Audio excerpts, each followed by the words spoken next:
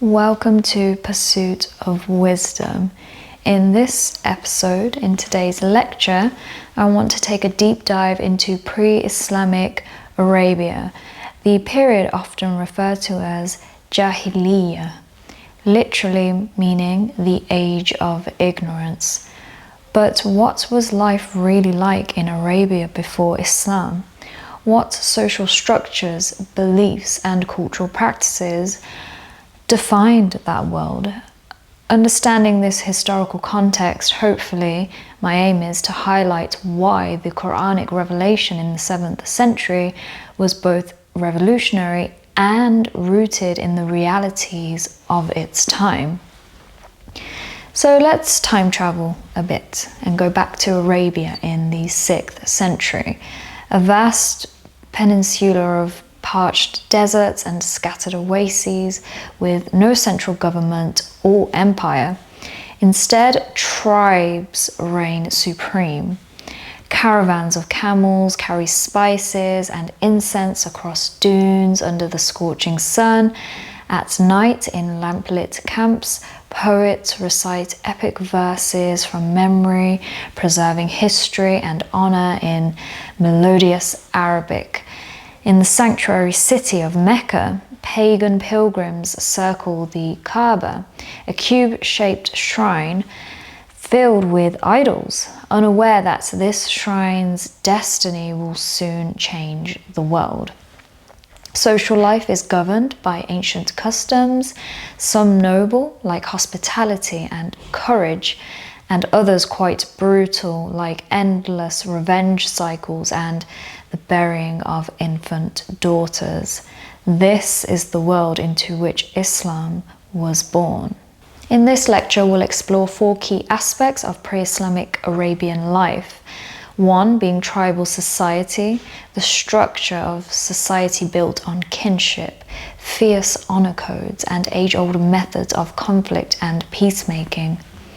The 2nd, religious landscapes, a world of polytheism with hints of monotheism, idols and gods, the legacy of Abraham, the role of the Kaaba, and the enigmatic hanifs who worshipped one god.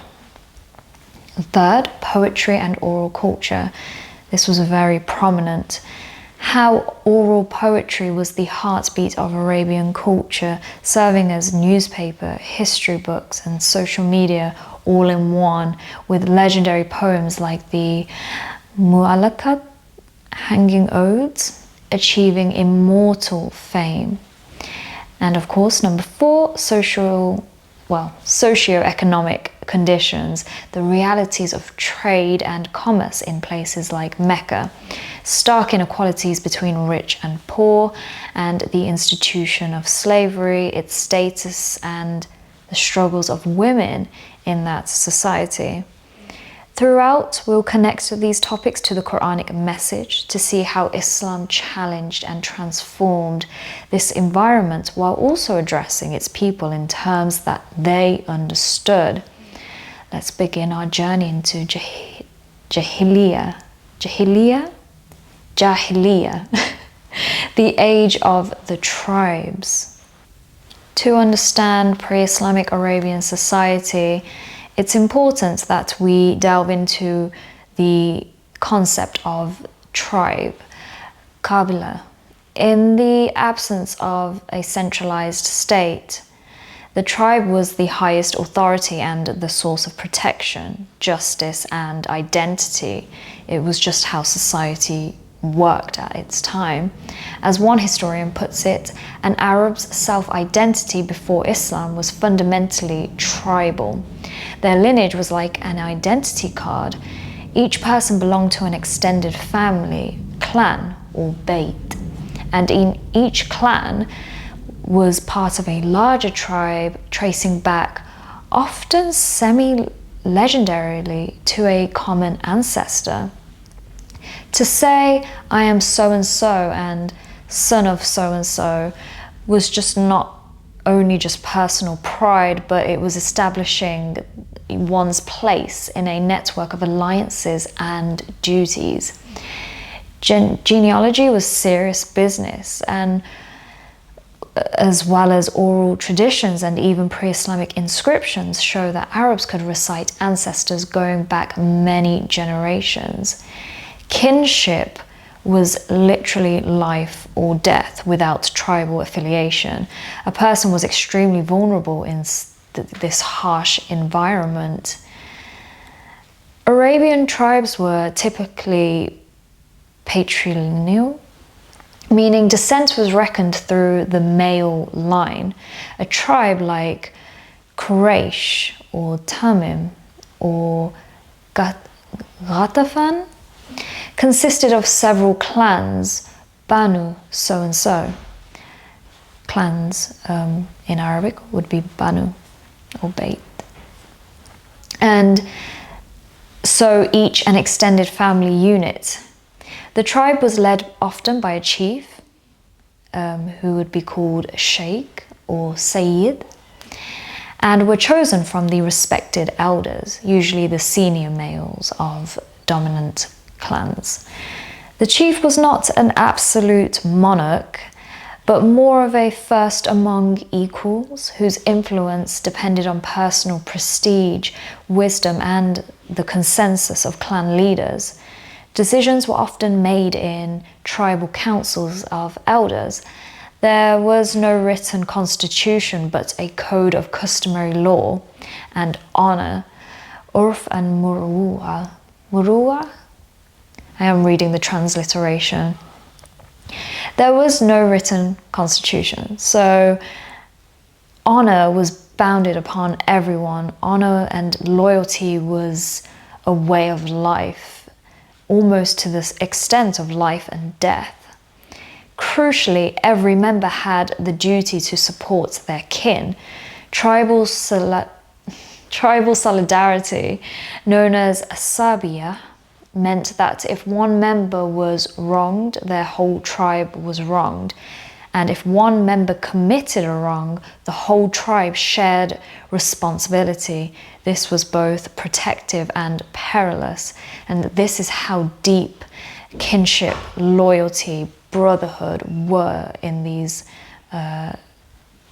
clans, tribes, community. Because belonging was so vital, tribes sometimes adopted outsiders, but this was rare and difficult. People fleeing vengeance or poverty might be admitted as clients or protégés, jiran or hulafa, for protection. Freed slaves could be, and I quote, adopted into a tribe, as was Zayd ibn Haritha, the Prophet's freed servant, who was also called Zayd ibn Muhammad as an adopted son at one point. Still, full membership by bloodline was the ideal. An ancient poet said that God bless the wombs that bore you as praise. Lineage was honor. Honor and codes. So delving more into this, life in the Arabian deserts and steppes was unforgiving. Water and pasture were scarce, and conflicts over resources were very frequent. This bred a culture of honor, bravery, and loyalty, as mentioned before. The pre-Islamic Arabs shared an ethos called murū'ah or murū'ah, meaning manliness or virtue. Murū'ah was a code of noble conduct celebrated by all tribes. What did it include exactly? Well, courage in battle was paramount. A tribe's survival often depended on its warriors. Bravery was thus one cardinal virtue of murū'ah. Equally important was hospitality. That was very much ingrained in the culture. Generosity to guests and strangers. In a land where travel was dangerous, providing food and shelter to a wayfarer was a point of pride. Poets constantly boasted of giving away camels in feasts or never eating alone if a guest could be found. Honor also demanded protecting the weak, women, children, orphans, and anyone under your care or protection. A tribesman's reputation His name, or sharaf, was a precious asset passed to his descendants, and to stain it with cowardice or stinginess was a lasting disgrace. Public opinion was the judge of honor. Pre-Islamic tales tell of men who preferred death over betraying a trust or breaking an oath for fear of being shamed in Arab eyes. For example, a famous figure, Samawal bin Adiyah, allowed his own son to be killed rather than surrender goods entrusted to him. So storied was his loyalty as a keeper of trust. Another chieftain, when pressured to revoke protection from a man, said he could never bear the Arabs, saying he broke a promise. Keeping one's word, defending one's allies, and avenging one's kin were all sacred duties under this honor code. It's important to note that these values were social, not religious in the spiritual sense. As scholar John Esposito summarizes, pre-Islamic Arabia was tribal in its social and political ideas. Tribal and family honor were central virtues.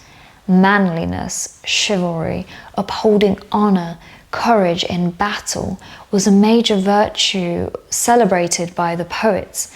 There was no belief in an afterlife or divine moral reckoning.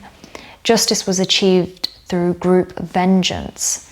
In other words, the Arabs prized courage and honor here and now, and did not generally think of ultimate judgment in an afterlife. This would be one aspect in which the Quran introduced a dramatic shift, bringing the concept of an afterlife and divine accountability. But more on that later. So conflict and raids. How did tribes handle conflict or wrongdoing? In a world without police or courts, justice was personal and collective. The guiding principle was an eye for an eye, or more literally, blood for blood. If a member of Tribe A was killed by Tribe B, Tribe A was honor-bound to avenge the blood. This could mean killing the murderer, but it often extended further. Any member of the killer's clan, and usually by extension, that clan within the tribe, was considered fair target if the actual culprit could not be reached. This system of blood vengeance tended to spiral into feuds that could last generations. One killing today might be repaid next year, then counter-repaid later, a cycle of violence called Ayyam al-Arab, the days of the Arabs, when recounted by poets in epic detail. However, Arabian custom also provided an escape valve from endless bloodshed, diya, the blood money. Instead of an eye for an eye, the victim's family could agree to accept compensation, usually in camels, to settle the score. In fact, pre-Islamic custom set a standard value. The blood price for a slain person was commonly 100 camels. If paid and accepted, this would quench the blood feud. In some cases, however, after battles between tribes, they would count the dead, and the side with fewer losses would pay compensation for the difference in lives, thus achieving a grudging peace. This shows that while they valorized vengeance as honor, they also recognized the need to end the cycle through restitution. Still, not everyone admired accepting blood money. Some saw it as a humiliation. One ancient Arab woman cursed her tribe for taking camels instead of properly avenging her murdered husband, for example. Honor demanded courage, and for many, the only proper response to a killing was to take up arms. Constant raiding and warfare between tribes might sound chaotic, but it also had its rules and rhythms. Tribes often engaged in ghazo, raids on each other's herds or caravans, as a way of life to gain resources or glory. These raids were usually small scale, and avoidance of excessive bloodshed was preferred, of course. A successful raid grabbed animals of goods without triggering a full war. Risky business though. All-out war did happen over larger disputes or insults.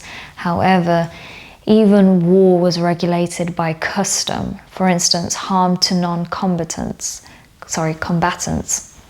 like women or children, was generally against the code. And as Esposito noted, bloodshed was avoided if possible because it could lead to retaliation. There were also sacred months during which warfare was taboo, and a general truce prevailed, allowing safe travel for trade and pilgrimage. During these months, such as Dhul-Hijjah and Muharram, even hostile tribes would cease fighting, so that all could gather at places like Ukaz, a famous fair, or Mecca, for trading and religious rites. Breaking such truces was seen as outrageously dishonorable. One famous war, the Fijr War, was sparked by someone violating the sacred month peace. So, all in all, the Arabs maintained a very rough balance between ferocity and formalism in conflict.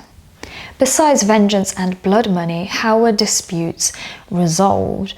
Often through tribal arbitration. Neutral figures with reputations for wisdom, sometimes a chief from a third tribe or a revered elder, could mediate. Stories in the Seerah, the biography of Prophet Muhammad, mention, for example, how the young Muhammad before prophethood arbitrated a quarrel among Meccan clans over who should place the sacred black stone during the Kaaba's rebuilding. His solution averted potential bloodshed. This shows the respect given to fair-dealing individuals and consensus-driven solutions. Another institution was the formation of intertribal pacts. The Quraysh and other Meccan clans, for instance, had formed Hilf al-Fudul, the Pact of the Virtuous, which was an alliance to uphold justice and defend the weak against oppression in Mecca. This pact, formed shortly before Islam, pledged its members to collectively intervene if someone in Mecca was wronged or cheated, regardless of tribal affiliation. This reflects that Arabs did recognize higher principles of justice at times, especially in the commercial setting of Mecca, where outsiders needed protection from exploitation. The Prophet Muhammad, years later, would recall Hilf al-Fudul with admiration, saying even after Islam he would uphold such a pact of chivalry and justice. In summary, pre-Islamic tribal society was a double-edged sword.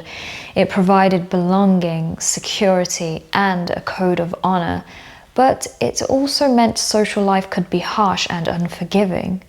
Loyalty was absolute. A person's first loyalty was to tribe, even over any notion of universal right or wrong. Freedom and independence were prized. No Arab liked being under an outsider's rule, yet individuals had limited freedom in one sense. They could not survive alone and had to conform to tribal norms. There was democracy of a kind within tribes, decisions made by councils and the consensus, but no protection for outsiders. Someone with no tribe, a rootless person or foreigner, had effectively no rights unless taken in by a protector. The strong sense of solidarity, a diya, made tribes cohesive and resilient, but it also meant conflicts could be brutally collective, punishing even those who personally did no wrong simply because their kin did. So when Islam emerged, it inherited this tribal context. The Quran and Prophet Muhammad would later affirm some tribal values like keeping promises, generosity, courage, the good stuff, but would challenge and replace others, such as replacing endless vengeance with governed justice, replacing tribal loyalty with a broader community of faith, the Ummah, and tempering the patriarchal excuses. It's fascinating that the Quran's message of monotheism and justice had to contend with this strong fabric of tribal custom. The stage was set for a social transformation, quite literally. But to fully appreciate that, we must also examine what the Arabs believed and how they worshipped. What did pre-Islamic Arabs believe in then? The period is often called Jāhiliyyah, which means ignorance, but the Arabs were far from irreligious. In fact, their world was teeming with gods, spirits, and sacred practices. However, it was a very different religious landscape from the strict monotheism Islam would proclaim. Let's map out the spiritual scene.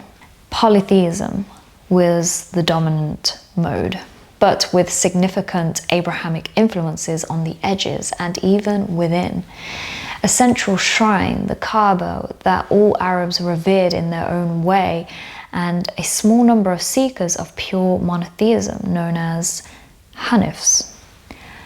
Polytheism and idols. The majority of pre-Islamic Arabs were polytheists. They worshipped many deities, often specific to their tribe or locality. These deities were typically represented by idols or sacred stones. Each tribe had its own patron gods or goddesses. For example, the Quraysh of Mecca, the Prophet's tribe, particularly venerated Hubal, a deity whose idol, a large statue, stood inside the Kaaba. Meccans also revered a trio of goddesses known as the Banat Allah, daughters of Allah, Allat, Al-Uzza, and Manat, if I've pronounced them correctly. These were considered powerful intercessor goddesses. Allat had a famous shrine in Ta'if, Al-Uzza in the valley of Nakhla, and Manat near Yathrib, Medina at Qudayd. The Quran later briefly mentions these three names in critique in Quran 53:19-23, indicating how prominent they were in Arabian worship. The Arabs did have a notion of a supreme God whom they called Allah. Interestingly, they acknowledged Allah as a creator or high God, but in practice they believed he was distant and that one approached him through the lesser deities, hence the daughters of Allah, as intermediaries. This is why Islam would call them mushrikun, associators, since they associated other beings in worship with the one God. The Kaaba in Mecca was the pantheon of Arabia's gods. It housed some of 360 idols, a number given in Islamic sources to suggest a representation for every day of the lunar year, or at least every clan's deity. Idols, big and small, filled the Kaaba's vicinity, making Mecca a major pilgrimage site even before Islam. Once a year during the sacred truce month, tribes from all over Arabia would converge in Mecca to worship at the Kaaba and partake in a great fair. They would walk around the Kaaba, performing an early form of tawaf and other sacrifices to their idols.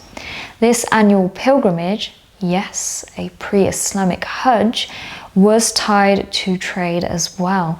The peace allowed a huge market where goods were exchanged, as we'll discuss in the socio-economic section. Religion and commerce were already linked in Mecca. Archaeologically, not many of the idols survive, since once Islam triumphed, idol worship in Arabia ceased and idols were destroyed. But we have descriptions and some finds from neighboring regions. Hubal's statue, for instance, was said to be a human-like figure male, made of red stone, some associated with the, I cannot pronounce this word, acacia tree? A-C-A-C-I-A. I've not heard it. Tree grove. Not all idols were statues, some were sacred stones or trees. And Anisonic symbols. Again, I've not heard of this. Nabatean Arabia. What is now Jordan, northwest Arabia, the gods like Allat and Manat were sometimes depicted in Greco-Roman style. Relief of the goddess Allat from Hatra. This relief shows Allat in military dress, standing atop a lion with two attendants, possibly representing Manat and Al-Uzza, or worshippers. It's a fascinating crossover of Arabian and classical imagery. Allat here wears a helmet and breastplate with a Medusa head motif. Such artifacts reminds us that Arabian paganism was not isolated. It interacted with Hellenistic cultures. The lion under Allat's feet, it's a bit of a tongue twister there, for example, underscores her role as a war goddess, akin to Athena's symbolism. For the typical Arab in, say, 500 CE, religion was a matter of ritual and tribal tradition, more than deep theology. They did sacrifices for favor, prayed for rain or victory, and visited soothsayers, kahins, for divine guidance. Many believed in spirits and jinn inhabiting the deserts. The jinn, from which English genie comes from, were thought to be invisible beings, capricious and sometimes helpful or harmful. Poets often claimed a jinn inspired their verses. People also practiced divination, for example, drawing arrows at random to get yes-no answers from the gods, a practice recorded as being done before the idol of Hubal. There were sacred places, harams, and sacred objects, certain stones or wells scattered across Arabia. An example is the well of Zamzam in Mecca, considered holy due to an old legend of Hagar and Ishmael, where pre-Islamic pilgrims also venerated. Despite the polytheism, what's intriguing is that the Arabs still retained some memory of Abrahamic monotheism. They called Ibrahim, and Ismail, their forefathers. In fact, the Quraysh believed the Kaaba was originally built by Abraham and Ishmael as a house of the one God, Allah. Over time, though, they had it filled with idols, which they saw as intercessors with Allah. A Greek writer, Diodorus Siculus, writing in the 1st century BCE, even mentioned vaguely that in Arabia there was a temple greatly revered by all Arabs, presumably the Kaaba, indicating its pan-Arab significance. So we have an interesting duality here. The Kaaba was at once a center of polytheistic worship and now a relic of monotheism. Abrahamic and external influences, so by the 6th century the Arabian Peninsula was not entirely isolated from the great religious currents of the time. On its fringes and even within some towns, there were Jews and Christians. In the oasis towns of Yathrib, Medina, and Khaybar, sizable Jewish communities existed. These Jewish tribes such as Banu Qurayza, Banu Nadir, Banu Kainuka in Medina had been in Hijaz for generations, possibly migrating centuries earlier due to turmoil in Roman Judea or proselytizing among Arab clans. They spoke Arabic and integrated into social life, but kept their faith. In the south, in Yemen, there had even been a Jewish Himyarite kingdom for a time. Around 520 CE, a Himyarite king, Du-Nuwas, famously converted to Judaism and allegedly persecuted the Christian minority in Najran, an incident remembered later by Muslims as the story of the people of the ditch, possibly alluded to in Quran 85:4-8. This prompted a Christian Aksum, Ethiopia, to intervene militarily in Yemen. Thus, Yemen around the Prophet's birth was under Christian Aksumite rule. Indeed, Christianity has also made inroads. The northeast Arab kingdom of the Lakhmids, Al-Hira, allied to Sasanian Persia, and the northwest Ghassanids, allied to Byzantine Rome. I've heard both pronunciations, had adopted Christianity, mostly of the Nestorian and monophysite varieties respectively. It's quite a lot of words here. Najran in the south was a pocket of Arab Christians famous for their piety and ties to Byzantium. So an Arab merchant traveling for trade might encounter churches in Syrian cities or in Yemen and hear the talk of priests. Mecca itself hosted traders from Christian Abyssinia and Syria regularly. There was even an aborted attempt by the Christian ruler of Yemen, Abraha, to conquer Mecca around the year 570, the year of the elephant in Islamic tradition, which failed.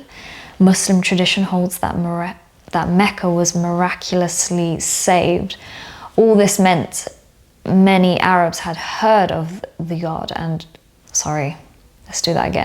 All this meant many Arabs had heard of the God of the Jews and Christians, knew stories of Moses, Jesus, etc., albeit in a patchy folklore-infused way. The Quran later addresses the pagan Arabs, assuming they at least have basic knowledge of figures like Noah, Abraham, or Jesus, which suggests such knowledge was around via these communities. The presence of Jews and Christians introduced the concept of scripture and prophets to Arabia. Some pagan Arabs likely found these ideas compelling or at least curious. In fact, in the generation just before Muhammad, we hear of certain individuals in Mecca and its vicinity who became disillusioned with idol worship and sought a purer faith. These individuals are known as the hanifs. The word hanif in the Quran denotes a monotheist, specifically someone upright who has turned away from polytheism. The Quran calls Abraham, for example, a hanif. In the pre-Islamic context, hanifs were neither Jewish nor Christian, though, but they worshipped the one God, the God of Abraham, in their own way. They were likely influenced by both. They saw the Jews and Christians as having scriptures and prophets and sensed that pure truth lay in the exclusive worship of the Creator, yet they did not formally join those communities. Notable hanifs mentioned in Sirah literature includes Zayd ibn Amr ibn Nufail, a Qurayshite who, it is said, rejected idolatry, scorned the slaughter of animals to idols, and travelled in search of Abraham's religion. He reportedly learned Jews and Christians, but wasn't satisfied enough and returned to Mecca to worship God alone, often praying in the cave of Hira. He was actually a cousin of Umar ibn al-Khattab. He died before Islam, but Muhammad said he'd be resurrected as an ummah by himself, indicating respect for his monotheism. Another is Warqa ibn Nawfal, an elderly man in Mecca who had converted to some form of Christianity and who, according to Hadith, later confirmed Muhammad's prophethood early on. Warqa is explicitly called a Hanif by some sources. Also, Ubaydullah ibn Jahsh, a cousin of the Prophet, and Uthman ibn Huwayrith are listed among Meccans who explored Christianity. Umayyah ibn Abi as-Salt of Ta'if was a poet who learned much from Jews and Christians, but apparently let pride stop him when Muhammad, not he, turned out to be the prophet. The existence of such figures shows that even within Arabian society, a critique of idol worship was forming. They saw the irrationality of worshipping stone images and sensed the higher truth of Abraham's God, Allah, the Creator. However, as Encyclopedia Britannica notes, there wasn't an organized Hanif religion, just scattered seekers in pursuit of truth and wisdom. They, in many ways, paved the way for Islam by priming their peers to the idea of monotheism. Why did paganism persist then? For one, it was entwined with tribal identity, and as we know the behaviors of tribes, each tribe prided itself on its own gods. Converting to another religion could sever you from your kin. Also, the traditional gods were seen as protectors and sources of blessings specific to Arabian life, such as rain, fertility, victory in war, etc. They had no concept of a jealous, exclusive deity prior to exposure to Jews/Christians. Allah was part of their pantheon, but not the sole focus. The ethical codes such as honor, hospitality, etc. that we discussed earlier were cultural. The gods did not provide a moral code. Religion was mostly transactional. You offer sacrifices, you get favors. And ritualistic. In fact, some practices like female infanticide, the killing of baby girls due to fear of poverty or shame, were even given a sort of religious sanction by some Arabs. They thought that the gods approved or at least allowed it, which later the Quran fiercely condemned, calling it an unspeakable crime in Quran 81, 8-9. So religion hadn't yet been a source of moral reform in that society. Islam's message would therefore face a twofold challenge: theological, to proclaim the oneness of God against idol polytheism, and moral, social, to end cruel customs and inequality. To summarize the religious landscape, pre-Islamic Arabia was predominantly polytheistic, worshipping a host of tribal gods and goddesses with the Kaaba as a center of this pagan worship. Yet elements of monotheism were present. They were rising through the influential minorities of Jews and Christians, through the revered figures of Abraham in local law, and through individual hanifs seeking the truth of one God. Pursuit of wisdom.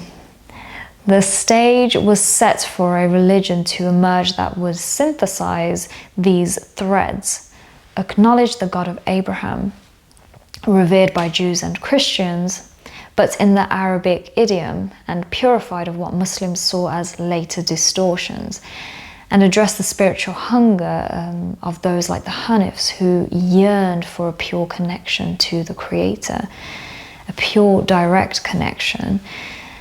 Islam, when it came, declared that it was not bringing a brand new God to Mecca.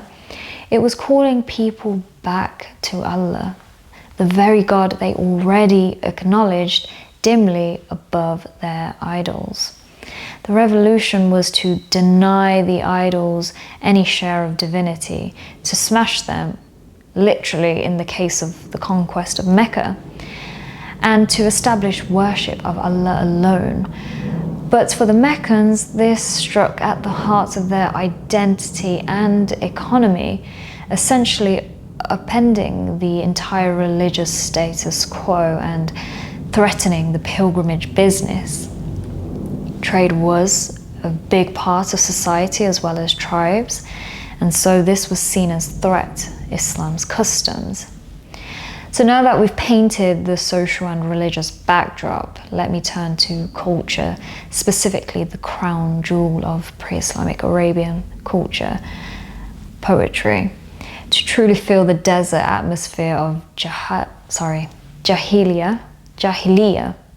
I'm always struggling with this, you have to listen to its poets.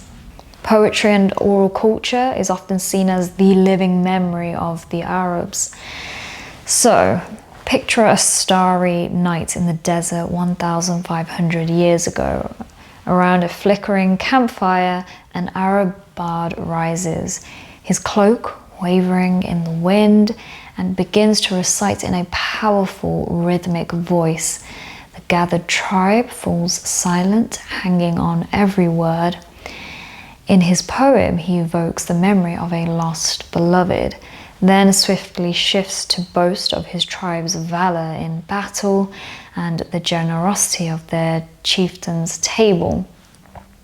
The listeners cheer at the witty insults he weaves against a rival tribe and murmur in awe at a particularly beautiful metaphor describing the rain on their plains.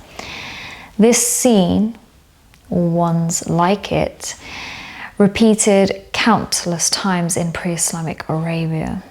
Poetry, shir, was the art form of the Arabs, their primary means of expression, entertainment, and record keeping. Understanding the role of poetry in Jāhiliyyah, I'm getting better at this, is crucial because it was in a society of masterful oral poets that the Quran was revealed in. And the Quran's stunning literary quality was immediately recognized as miraculous in that milieu. Imagine that something so divine impressed poetry to the highest standards back then. This was one of the main reasons as well why the Quranic literature enticed so many believers, and as well as record keeping, why when reciting the Quran it has that melodic sound to it, to the extent that many people remembered it all from their heart. There was a big importance in poetry because in pre-Islamic society poetry wasn't even just art, it was an institution almost. It was often said that the poets were the spokesmen of their tribes, akin to journalists, historians, and PR agents all at once. Every tribe of note had its poet laureate, whose job was to compose verses that praised the tribe's achievements, songs of glory called madih, or praise odes, and to satirize or lampoon enemies, invective poetry called hijah. A skilled poet's satire could damage the reputation of another tribe, and a well-crafted praise poem could uplift morale and honor. In fact, a sharp tongue was considered as dangerous as a sword. As one line goes, one satirical verse by a poet was sometimes more feared than a raid by 1,000 horsemen. This is only a slight exaggeration, as satire does. There are accounts of feuds starting because a poet insulted another tribe's lineage or leader, so words did have power at this time, almost like a magical force, where many believed poets were inspired by jinn, as mentioned. Before Islam, the Arabs did not have a written literature in their own language, at least not widely used. They had alphabets like South Arabian, and later the Arabic script was developing, but writing was mainly for business, inscriptions, or short messages. Oral culture was everything. Poetry was their memory storage. Major events such as battles, migrations, the deeds of ancestors were encoded in verse and transmitted through generations. The poet, or sha'ir, was literally a knower. That's what the word means, one who knows and feels. He, and a few she, there were notable female poets too, like Al-Khansa, who composed elegies, preserved the history and values of the tribe. Poetry served as historical chronicle, spreading news of who won what battle or who violated what treaty last season. It was also didactic, teaching the young what virtues to emulate, courage, hospitality, as we saw, through colourful imagery and stories. And certainly it was entertainment. In an age with no TV or internet, the oral storytelling and poetic dueling were prime pastimes. Themes and styles. So pre-Islamic Arabic poetry, often referred to as classical Arabic poetry since it set the standard, was usually composed in qasida form, odes of a single meter and rhyme throughout, often 20 to 100 lines long. The typical qasida had a structure. It might begin with the nasib, a nostalgic opening where the poet reminisces about a lost love or the abandoned campsite of the tribe. This was a convention. Even warrior poets would get misty-eyed about love at the start. Then the poem would transition into the journey or the boasting part, describing the hardships of desert travel, then extolling the poet's camel or horse, and ultimately the main point, which could be praising the tribe or mocking the enemy. The language was rich, metaphorical, and heavily embellished. Pre-Islamic poets loved vivid similes, comparing a hero to a lion, a camel's patience to a mountain, and an enemy's scattered army to leaves in the wind, and so on. The desert provided endless imagery, as one could imagine. The blazing sun, the constellations guiding at night, thunderstorms that could transform the land overnight with blossoms. And indeed, in Arabic poetry, after the weepy opening about lost love, often comes the rahil, description of rain and nature before the boasting begins. Crucially, this poetry is how we today know much of pre-Islamic life, because it was their record keeping. As one modern scholar noted, these poems have preserved forever the social customs and general thinking patterns of the people of that era.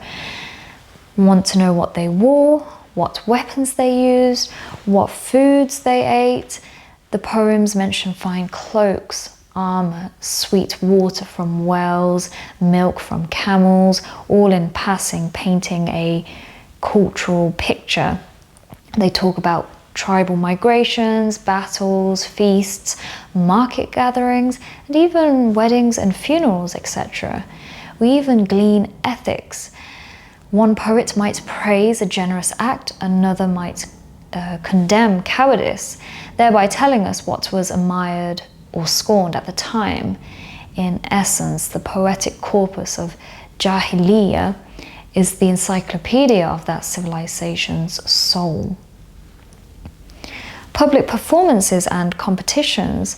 Poetry was typically performed orally at gatherings. There were famous market festivals like Ukaz, Majannah, and Du al-Majaz that took place during the peaceful months near Mecca, where poets from various tribes would compete in verse. Think of it as the Olympics of poetry. At Ukaz, judges would decide which poets crafted the most eloquent qasida.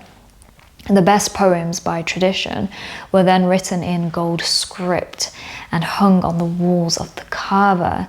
These are the mu'allaqat, the hanging odes.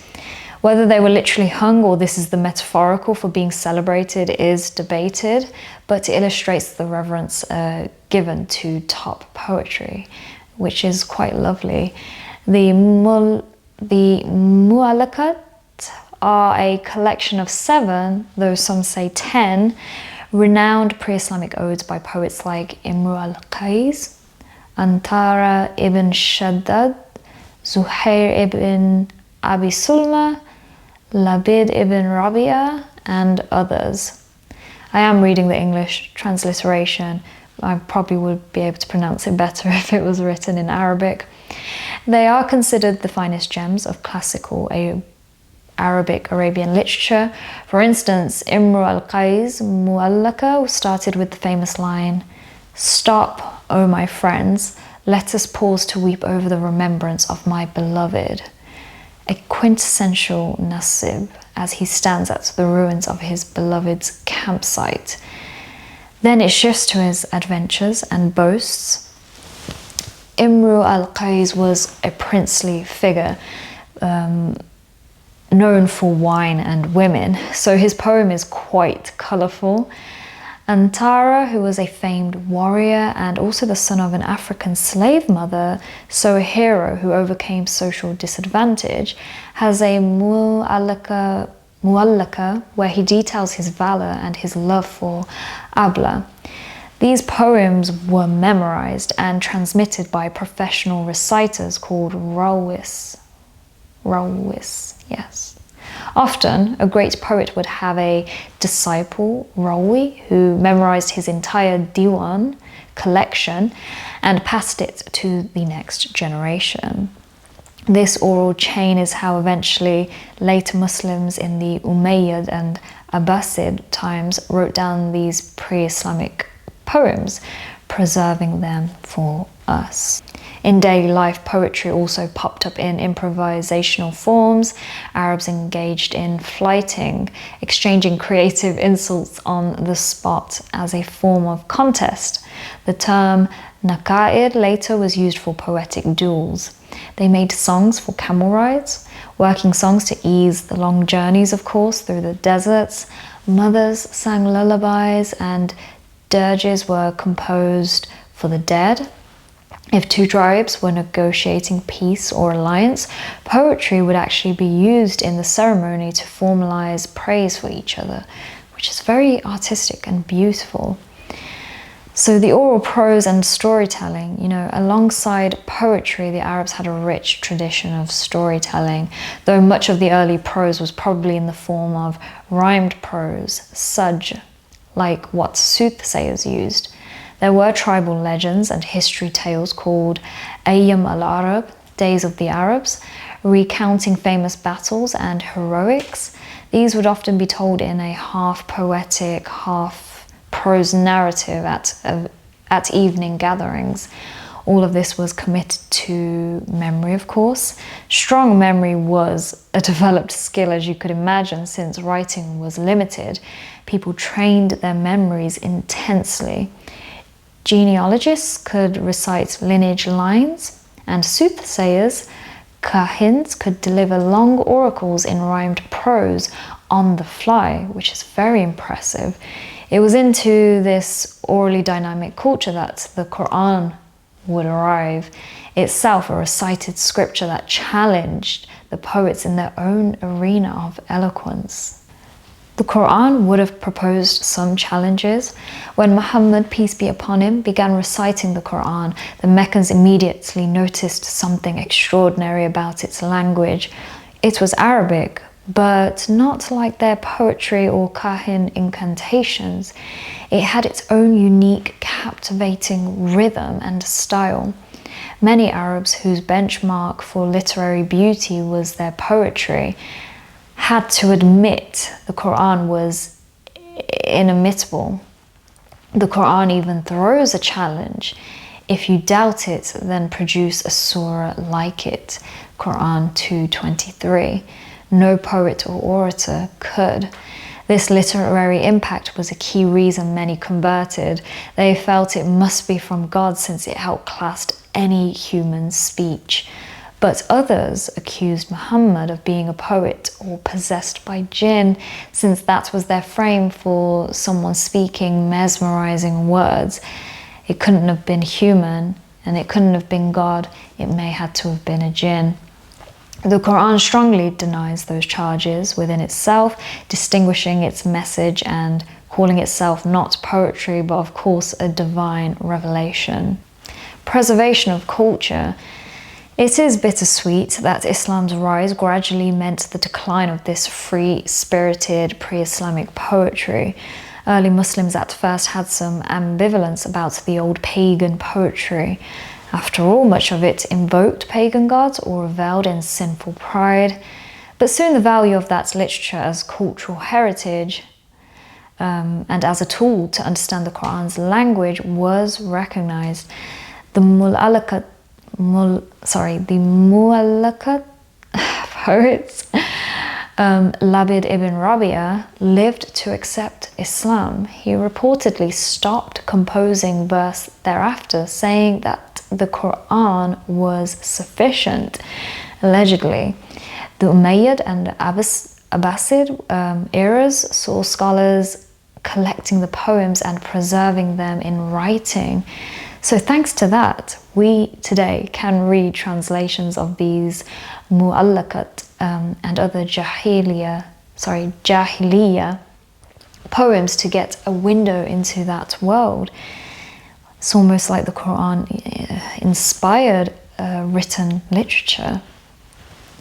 To illustrate the flavour of pre-Islamic poetry, here's a tiny excerpt from Antara's Hanging Ode, translated of course.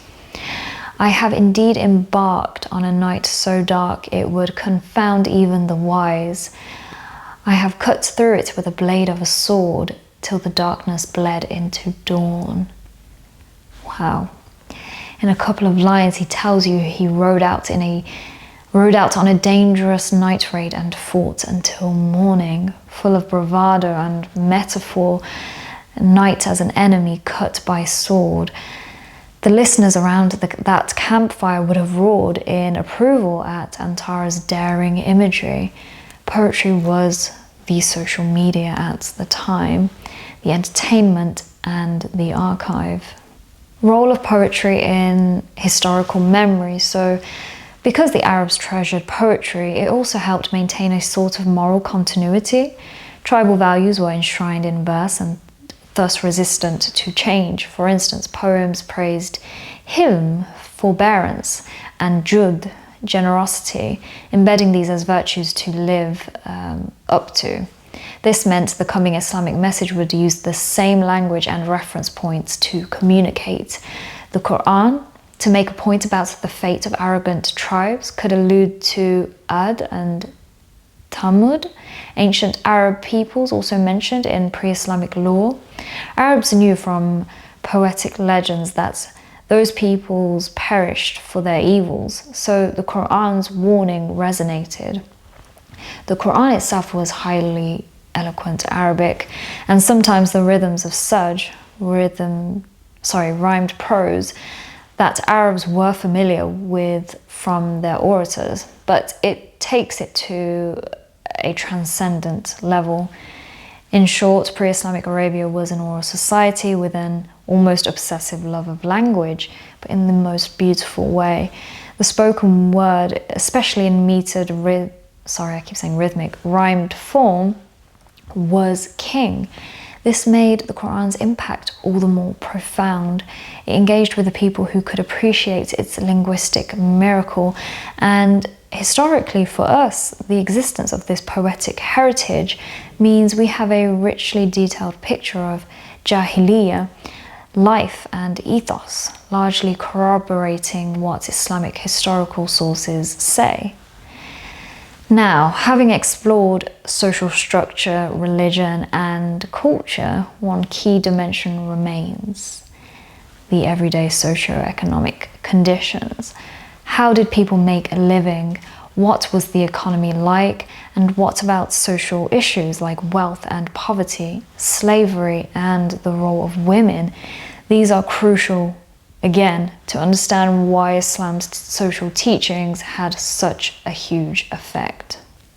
Socio-economic conditions. Pre-Islamic Arabia was not a land of milk and honey. It was a land of camels and commerce. The Arabian Peninsula's tough climate meant large-scale agriculture was limited. Only Yemen and some oases could sustain significant farming. But what Arabia had was strategic location. It sat between the great empires, Byzantine to the northwest, Persian to the northeast, African kingdoms to the west across the Red Sea, and the Indian Ocean beyond the southern coast. This made Arabia a natural bridge for trade routes. By the century or two before Islam, Arabian towns, especially Mecca, had become linchpins in international trade. Let's break down the economic picture and the related social realities. Trade and commerce.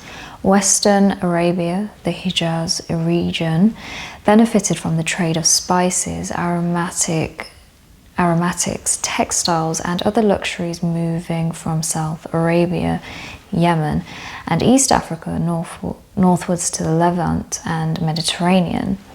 Historically, this was known as the incense route, as frankincense and myrrh from Yemen and Dofa, Oman, were once as precious as gold in the Roman world.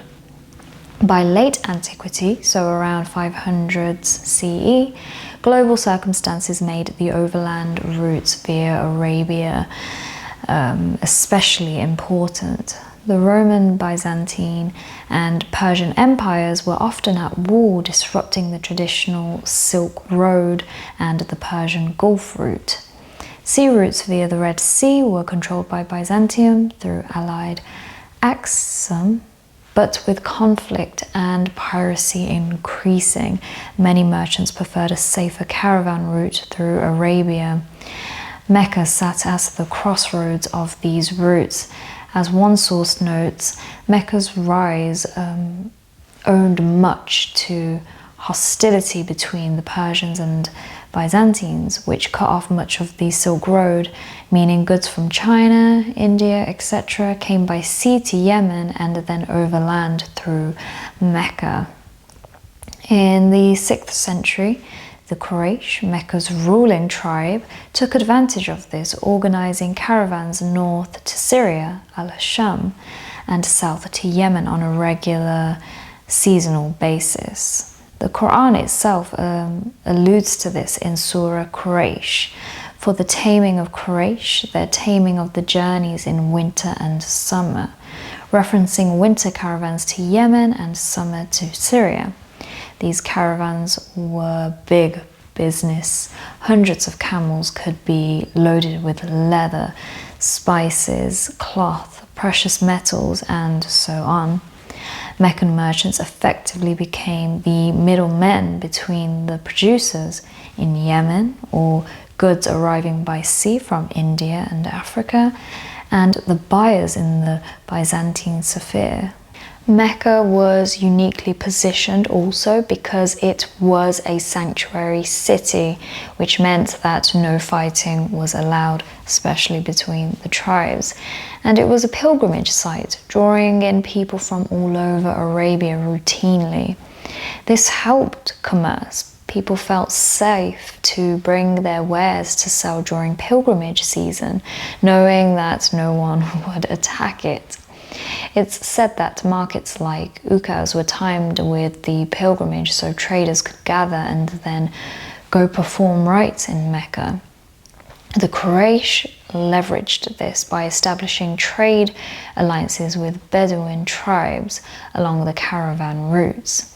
They would negotiate protection agreements, basically paying tributes or profit sharing with desert tribes so that their caravans could pass unmolested through tribal territories.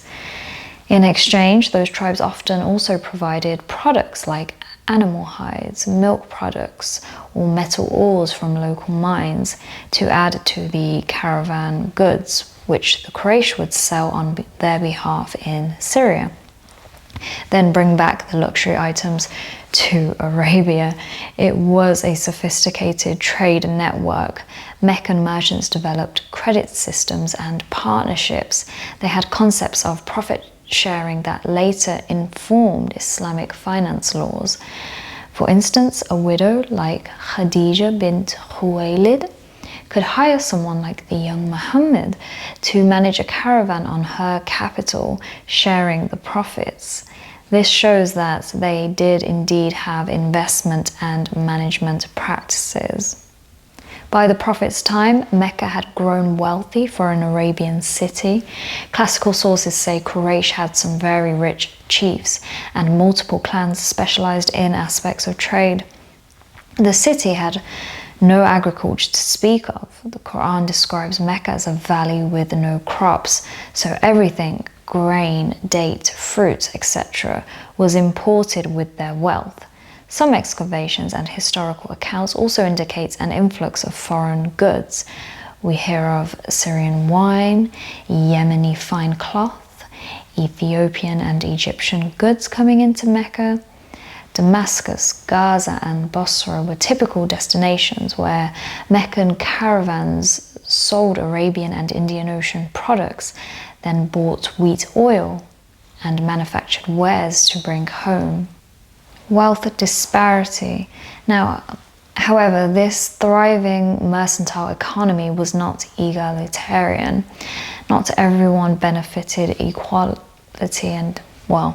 unfortunately. Many clans of Quraysh prospered greatly, particularly those like the Banu Umayyah, Banu Makhzum, etc., who invested heavily in trade. But some of the clans or segments of society were left behind or even squeezed out. The sources note a growing polarization between rich and poor in Mecca. The wealthy merchants enjoyed lavish lifestyles by Arabian standards, multi-room houses, expensive garments, abundant food, while poorer folk struggled. The concept of money lending with high interest, riba, existed and could lead to debt slavery, worsening the plight of the poor. Orphans and widows were especially vulnerable of this if their guardians mishandled their inheritance, in which hence the Quran later emphasizes care of orphans and fair treatment of wards, indicating that there were pressing social issues. By the time Muhammad began preaching in around 610 CE, there was a noticeable deterioration in social solidarity in Mecca. Remember that tribal culture traditionally stressed taking care of weaker members, but the influx of wealth was perhaps eroding that. Quranic verses from the early Meccan period scold the leaders for hoarding wealth and neglecting the needy. For example, have you seen the one who denies the recompense? That is the one who repels the orphan and does not encourage feeding the poor. Quran 107, 1-3. This suggests that some Meccans, in their pursuit of profit, were neglecting their moral duties to the less fortunate. Esposito notes that the Quran testifies to an increasing awareness of the difference between rich and poor and a diminishing concern on the part of the rich for the poor in Mecca. This wealth gap and hardening of attitudes set the stage for Islam's strong stance on economic justice. Zakat, which is alms, condemnation of usury, etc., were meant to rebalance that. Slavery. Another grim aspect of the socio-economic scene was slavery. Slavery was ubiquitous in the ancient world, and Arabia was no exception. Slaves in Arabia were acquired in a few ways. Prisoners of war from intertribal conflicts could become slaves. Slave trade brought in people from outside, especially Africa, or debtors might sell themselves or their children in extreme cases. In Mecca, many of the domestic servants and laborers were slaves, unfortunately, often of foreign region, for example, Abyssinian or other African, or some from the northern tribes. Bilal ibn Rabah, who later became the first Muslim caller to prayer, was an Ethiopian slave in Mecca under a cruel master. Another, Suhaib Arumi, was a Greco-Roman man sold into slavery who ended up in Mecca. Slaves had no legal personhood. They were property. They could be beaten, traded, exploited at will. Some female slaves were used even in prostitution by their masters for profit, a practice later banned in Islam. The cruelty to slaves in pagan Mecca is highlighted by the story of Bilal. When Bilal embraced Islam, his outraged master, Umayyah ibn Khalaf, tormented him by placing a heavy rock on his chest under the desert sun to force him to renounce his new faith. Such was the condition of the enslaved, absolutely at the mercy of owners. Yet, interestingly, some slaves found routes to influence if freed or if they gained patronage. Arabia had a concept of manumission and making a freed slave a mawla, which means client, attached to the tribe. A notable case pre-Islam, Antara ibn Shaddad, one of the great poets I mentioned, was the son of an enslaved African woman and an Arab father. As a young man, he was technically a slave due to his mother's status, but his prowess in battle was so great that his father acknowledged him and freed him, elevating him in the tribe. This shows that while slavery was entrenched, some social mobility occurred via bravery or talent, but those were exceptional. Most slaves, unfortunately, remained at the bottom. When Islam came, many of the earliest converts were from the downtrodden classes. Slaves like Bilal, or very poor like Ammar ibn Yasir, whose parents were slaves, etc. The new faith's message of equality and brotherhood and its promise of reward to the oppressed spoke to them. The Quranic revelation put great emphasis on freeing slaves as a virtuous act, making it an expiation for sins, for example, and generally making it a goal to eliminate slavery over time. Though slavery wasn't immediately abolished, the seeds were planted by altering how slaves were treated and encouraging manumission. This was indeed revolutionary in context. The idea that a slave could be the equal of his master in the eyes of God, pray side by side, even be a leader. Bilal became the first muezzin and a respected companion of the Prophet, was radically egalitarian for that society. Last but not least, the infamous roles and status of women. Perhaps one of the most highlighted aspects of Jāhiliyyah society is the condition of women. It is a nuanced picture. On one hand, the common narrative, also portrayed in Islamic sources, is that pre-Islamic Arab women were largely deprived of basic rights. They could be inherited like property. They had no share in inheritance themselves. They were often in polygynous marriages with no say, and female infanticide was practiced by some tribes due to poverty or honor concerns.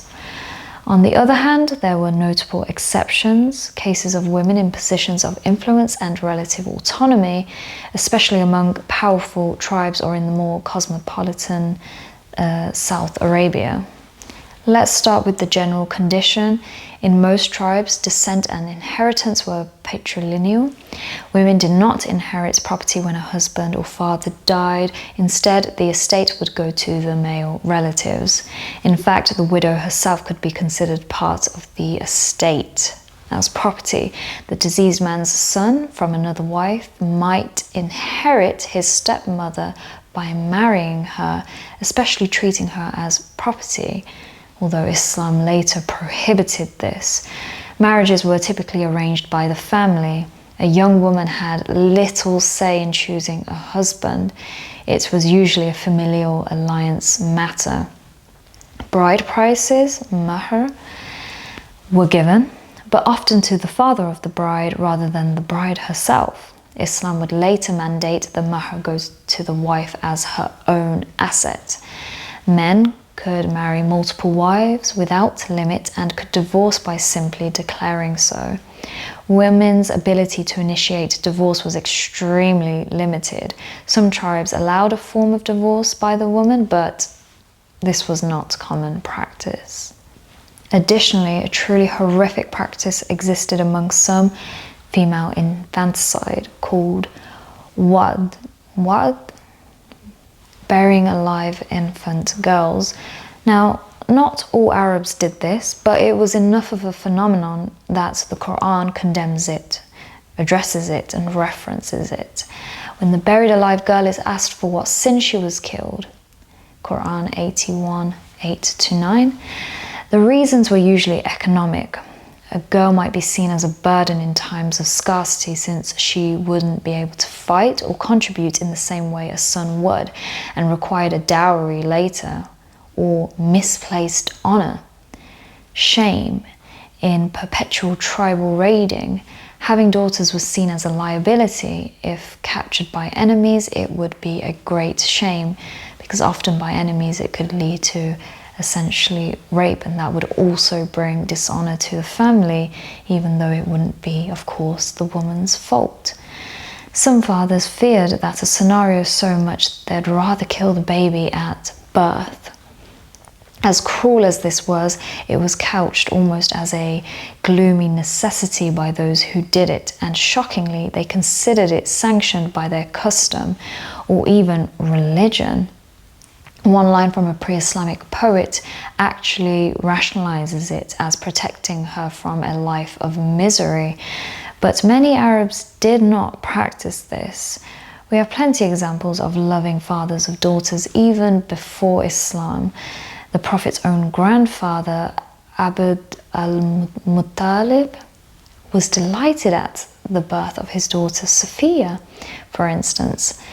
Islam would firmly forbid and stigmatize this practice as murder, because it quite literally was and is murder. Now, for the exceptions, in some circumstances, women in pre-Islamic Arabia could hold higher status. It wasn't impossible. In Yemen and other parts of South Arabia, there is evidence of queens and women property owners. The famous Queen of Sheba, Bilqis, in far antiquity, and more relevantly, some late Himyarite queens. Even in the Hijaz, we have examples like Khadija bint Khuwaylid, a wealthy Quraysh businesswoman who was effectively the CEO of her trading enterprise. She was respected. She proposed marriage to Muhammad, showing agency in choosing her husband. Since she was a widow, she had more freedom.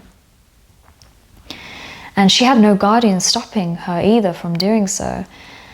Another example, Hind bint Utbah, wife of Abu Sufyan in Mecca, wielded significant influence and was outspoken, not always in a good way. She egged on the war against Muslims, even mutilated Hamza's body at Uhud out of vengeance. But post-Islam, she too became Muslim and remained a strong personality. Asma bint Marwan and Jamil, wife of Abu Lahab, show women could even be political agitators in the tribal feuds, though those two are infamous for opposing Muhammad fiercely. Among some Bedouin tribes, women had relatively more freedom. They rode camels, sometimes fought in battles, or at least encouraged men on battlefield. Poetess Al-Khansa lost 4 sons in the Battle of Qadisiyah after Islam, but even before Islam she was famed for poetry and was respected by her tribe. Tribal custom did offer some protection. For instance, if a woman was mistreated by her husband, her family could intervene and demand divorce. A woman's honor was tied to the family's honor, after all. Thus, outrage over a daughter's humiliation could spark wars. The famous War of Bassus started over a tribal leader's sister's honor being slighted. So women were somewhat shielded as bearers of honor, albeit a double-edged sword, because it also meant strict control over their behavior. In economic terms, women did engage in some work. Many women milked animals, spun wool, made handicrafts, etc., contributing to the nomadic economy. In towns, some like Khadija ran businesses or worked as shopkeepers or in markets. But generally, a freeborn woman's primary social role was expected to be as wife and mother, producing sons for the tribe. Thus, by the early 7th century, women's rights and security were quite limited in most of Arabia. Islam would introduce reforms, banning infanticide, limiting polygyny, and putting conditions on it, making marriage require the woman's consent, giving women the right to own property and inherit. Even if half the shares of males, it was revolutionary for them to inherit at all, and considering them independent legal persons. It's notable that some early Muslim women, like Khadija, Aisha, etc., played crucial roles indicating the change. Social justice in the Quranic context. When we pull all these socio-economic threads together, trade prosperity with growing inequality, presence of slavery, and women's vulnerable status, we begin to see why the Quran's revelation had such a strong social message. The Quran did not only come to tell people to worship one God, it came with a call to reform society, to take care of the poor, to free slaves, to honor women, to establish justice and end exploitative practices. These were answers to the problems brewing in the late Jāhiliyyah society. Consider the early small Muslim community in Mecca. It included rich and poor, slave and free, male and female.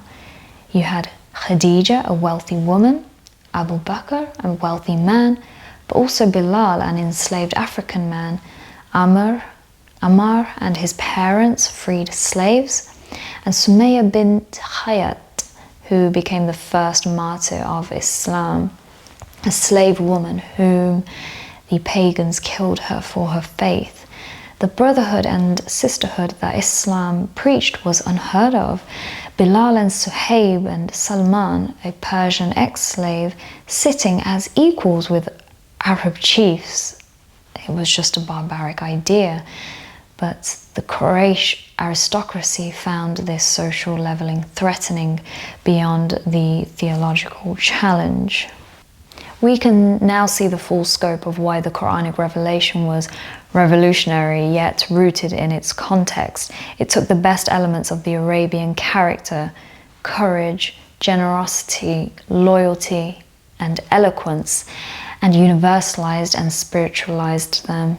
It reoriented the loyalty from tribe to a community of believers, the Ummah, transcending lineage. It made the object of generosity not just showing off one's virtue, but truly caring for the needy for God's sake, introducing concepts like zakat, charity as a duty. It turned the bravado and bravery of tribal warfare into valor in defending truth and justice, but tempered by ethics. No more fighting in sacred months.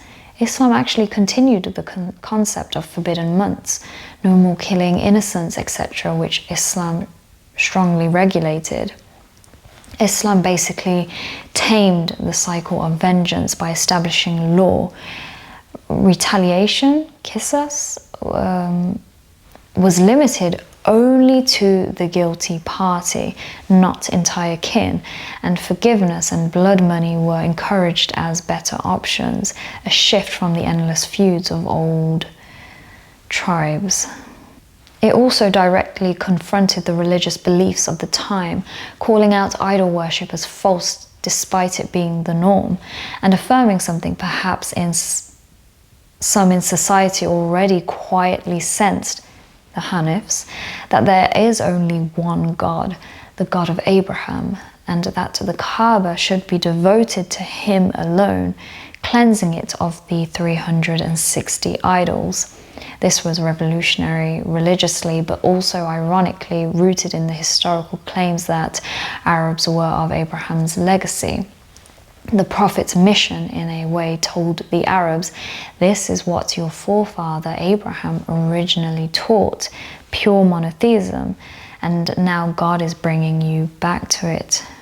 By framing it that way, Islam presented itself not as a foreign import, but as a restoration of an ancient truth familiar in their cultural memory.